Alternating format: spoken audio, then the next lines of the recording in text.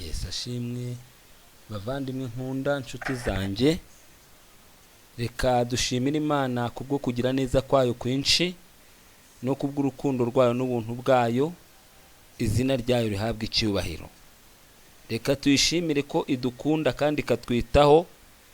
Reka tuyishimire ubuntu n'imbabazi igenda itugaragariza mu byo tunyuramo byose. Izina ryayo rihabwa icyubahiro. Gusa tubwirwa mu byanditswe byera ko ibihe by'imbabazi nk'izi ngizi ihora itugirira bitazahoraho iteka.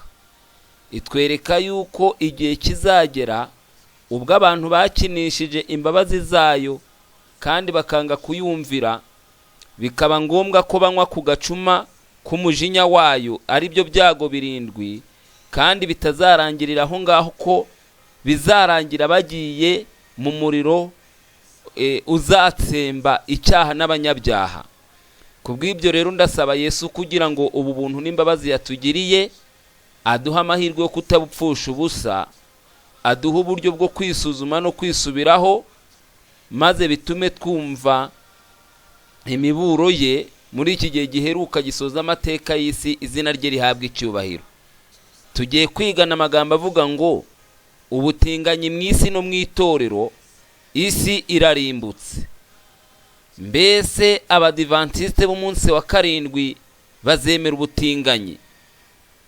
Ndasaba Imana kugira ngo iki cyigisho idufashe kukiga neza, kandi Mwuka Wera twigishe kurushaho, abari ukidusobanurira, kuko ubwacu twe ntacyo twamenya, ariko Mwuka Wera kitwumvishe. Niko nsaba Imana nisabira, namwe mbasabira mu izina rya Yesu. Reka dusenge. Ugize neza Uwera wa Isirayeli, Imana ikomeye, turagushimye cyane. Izina ryawe ryera nirihimbazwe. Tugushimiye ko uje kutwigisha amagambo akomeye cyane, kandi ukaba ugiye kutwereka ko ari cyo gihe cyo kugira ngo twihane, tumenye yuko wegereje kugaruka kwawe. Ubitubashishe kubyumvira ku murongo wabyo, tubisabye twizeye Imana mu izina rya Yesu, amen. Rero ijambo ry'Imana tugiye kwiga ni amagambo abaza ngo mbese itorero ry'abadivantisite b'umunsi wa 7 rizemera ubutinganyi? Ubutinganyi mu isi no mu madini, isi irarimbutse. Mbese abadivantisite b'umunsi wa 7 bazemera ubutinganyi? Ngira ngo iki cyigisho kije kubera ibyo tuzi cyangwa se ibyo twumvise mu gihe cyashize, byagiye bigenda bibaho, bikunda kuvugwa cyane, kandi ntibyavuzwe gusa, ahubwo byaranabaye. Aho twabonye ikinyamakuru cyasohotse cy'abadivantisite, cyangwa se ahashakishirizwa amakuru y'abadivantisite, The Adventist News, aho banditse bavuga yuko hari umupasitoro umwe wemeye yuko ari umutinganyi, aryamana n'abagabo kandi akongera nanone akaryamana n'abagore. Kandi uyu mugabo akaba yaranavuze yuko mu by'ukuri abishishikariza n'abandi yuko nabo bakora gutyo, cyangwa se bahabwa agaciro, yuko nabo bagendera muri uwo murongo, nabo bakaba bakemera yuko ubutinganyi mu itorero bubamo, ndetse nabo bagatingana. Si inkuru mpimbano cyangwa se ngo aba makuru y'ibihuha, ni ibyabaye, ni ibiriho. Mu madini twagiye twumva hahaguruka abantu bameze nk'abo ngabo. Mu gihe cyose cyashize bagendaga batingana, ariko noneho ubu byinjiye no mu itorero ryacu ry'abadiventisiti b'umunsi wa karindwi. naho ubu ngubu iryo shyano ryagwiririye isi ryamaze kugeramo. none se abadiventisiti b'umunsi wa karindwi baba bazemera ubutinganyi? ni ikibazo. ariko mbere y'uko wenda twibaza iki kibazo, ndagira ngo dusome ibyanditswe byera. dusome muri Bibiliya, turasoma Yuda umurongo wa 7 n'uwa 8, maze twumve ikintu kihavugwa.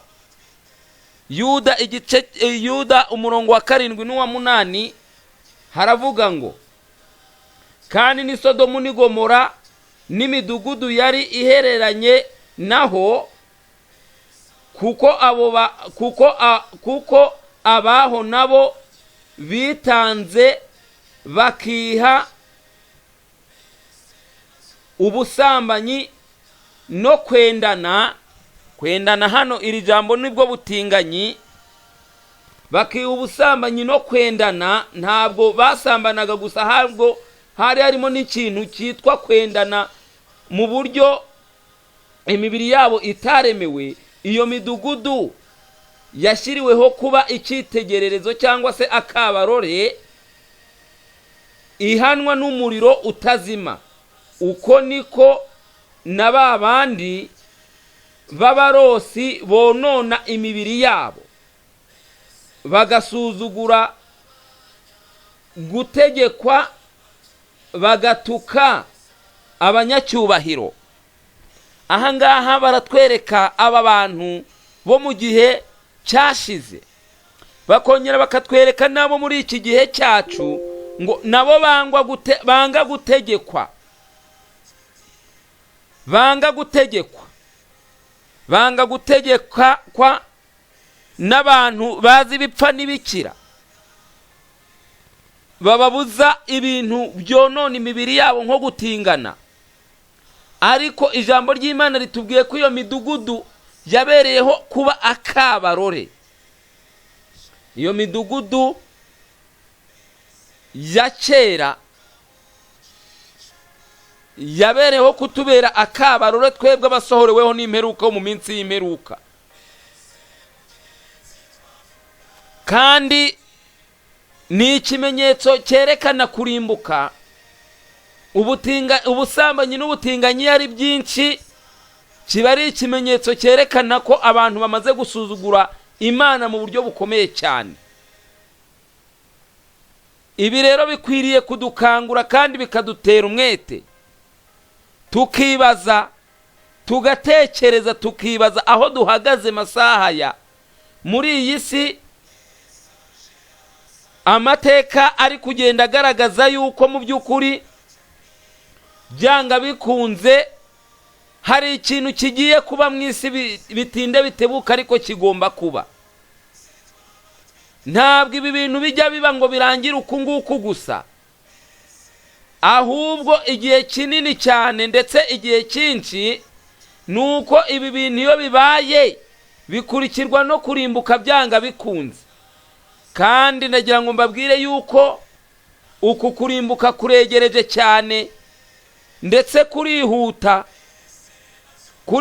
cyane. mbese itorero ry'abadiventisiti rizemera ubutinganyi? hano mu Baroma igice cya mbere, Abaroma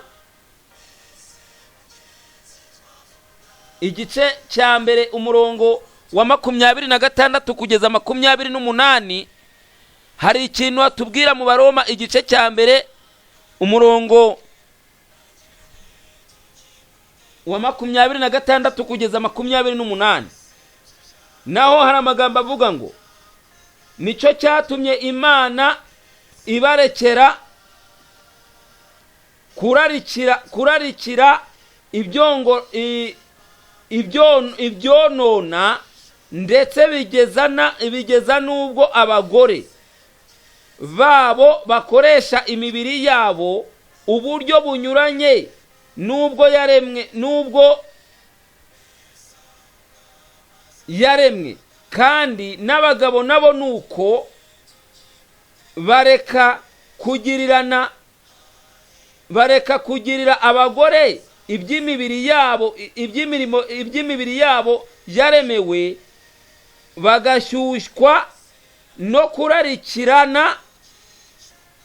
Abagabo bararikirana n'abandi bagabo ibiteye isoni, bituma mu mibiri yabo bagarurirwa ingaruka mbi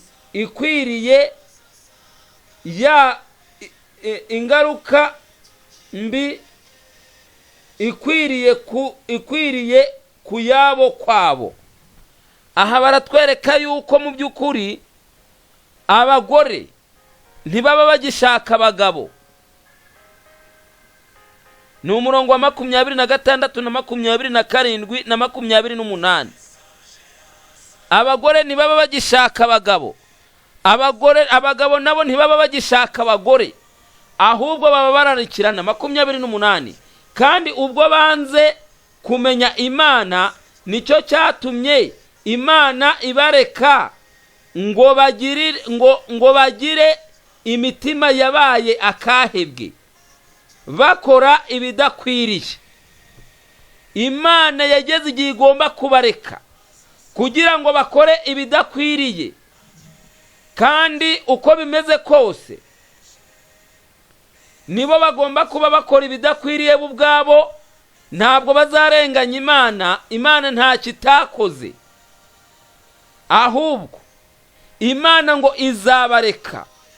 Nk'uko twabonye uko imidugudu y'Isodomu n'Igomora yarimbutse kubera iki kibazo cyari gikomeye cyane cy'ubutinganyi.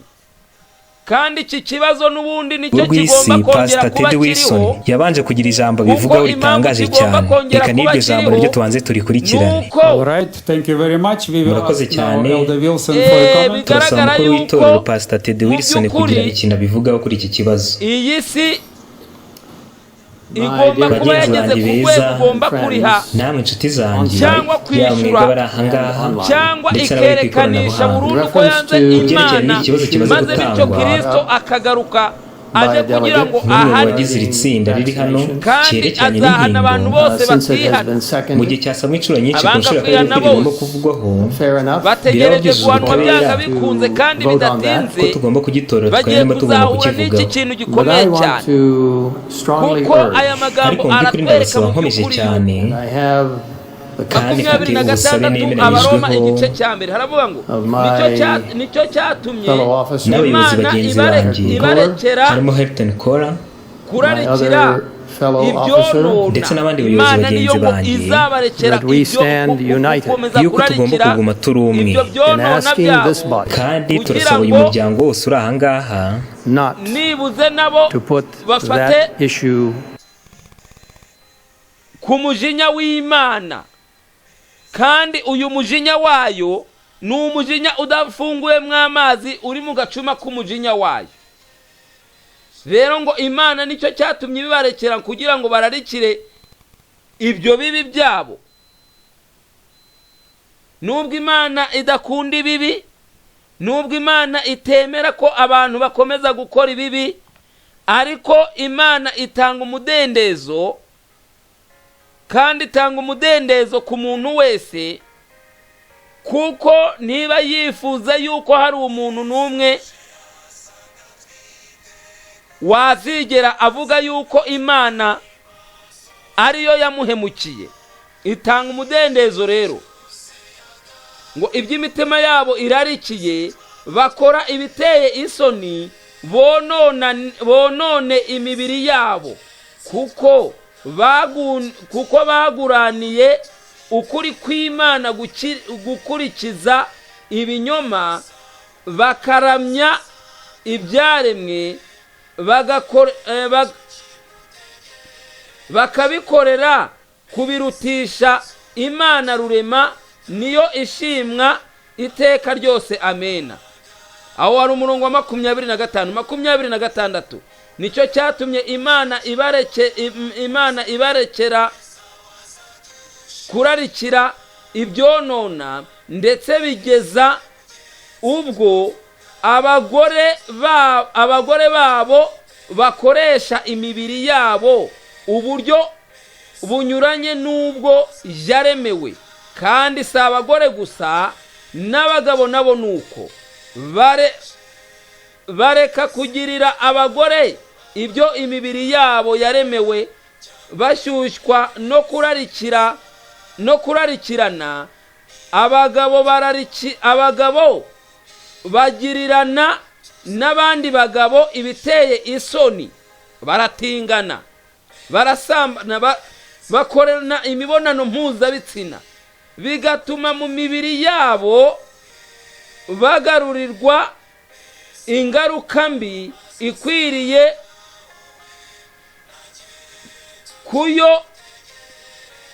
kuyabo ubwabo. 28 haravuga ngo kandi ubwo banze kumenya Imana, nicyo cyatumye Imana ibareka ngo bagire imitima yabaye akahebwe, bakora ibidakwiriye. Aba bantu Imana iratwereka yuko mu by'ukuri ikibazo aho kiri nuko abantu banze gukurikiza iby'Imana ishaka. Kandi ikibazo si uko batazi Imana, ahubwo aba bantu nibo banze Imana ubwabo.